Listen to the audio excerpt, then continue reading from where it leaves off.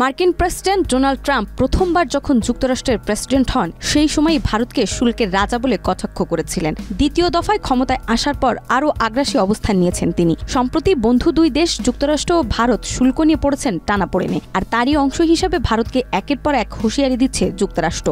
ভারতের প্রধানমন্ত্রী নরেন্দ্র মোদীর সঙ্গে সাক্ষাতেও সেই অবস্থানে কোনো ছেদ পড়েনি বলে জানালেন মার্কিন প্রেসিডেন্ট ডোনাল্ড ট্রাম্প।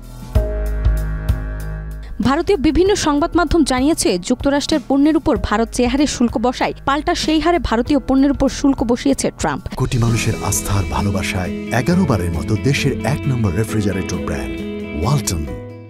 সম্প্রতি মোদির যুক্তরাষ্ট্রের সফরে এই বিষয়ে আলোচনাও হয় দুজনের মধ্যে, কিন্তু ট্রাম্প জানিয়েছে তিনি একেবারে পিছু হটেননি শুল্ক ইস্যুতে। মার্কিন সংবাদ মাধ্যম ট্রাম্প বলেন, প্রধানমন্ত্রী নরেন্দ্র মোদী এসেছিলেন, আমি তাকে জানিয়ে দিই আমরাও পাল্টা শুল্ক বসাবো, আপনারা যে হারে শুল্ক নেবেন আমরাও একই হারে নেব। মোদী এতে বারবার না না বলতে শুরু করে, জানান বিষয়টি ভালো লাগছে না, কিন্তু আমি জানিয়ে দিয়েছি আপনারা যা করছেন আমিও তা করছি, সব দেশেই একই নিয়ম।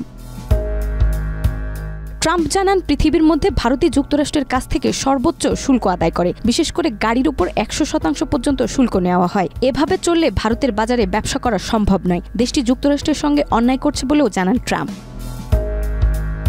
চড়া শুল্ক নিয়ে মোদির সঙ্গে কি কথা হয় তাও তুলে ধরেন ট্রাম্প। বলেন, আমার সাথে তর্ক নয়, আমি যদি 25% বলি তাদের খারাপ লাগে, তাই কোনো সংখ্যা বলি না। আর ওদিক থেকে যা নেওয়া হয় আমরাও সমান হারে শুল্ক নেব বলেছি, এর ফলেই ওদের থামতে হচ্ছে।